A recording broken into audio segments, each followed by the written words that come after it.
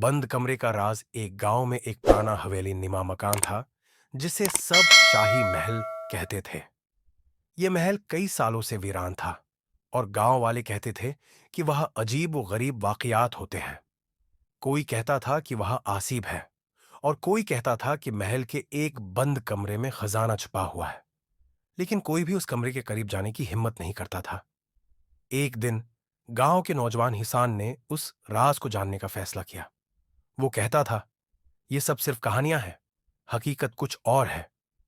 हुसैन के दोस्तों ने उसे रोकने की कोशिश की, लेकिन उसने किसी की ना सुनी।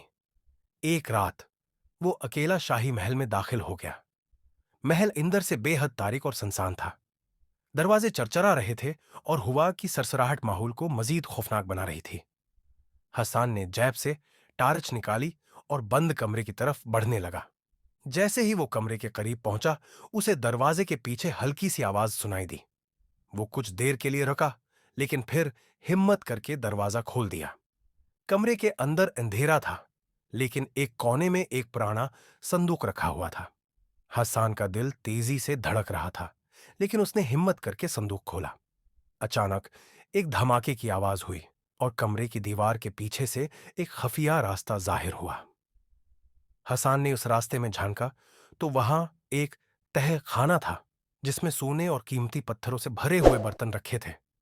यह वाकई खजाना था, लेकिन साथ ही उसे एक पुरानी किताब मिली जिसमें लिखा था कि यह खजाना गांव की फलाह के लिए था, लेकिन उसे कभी गलत हाथों में ना जाने दिया जाए।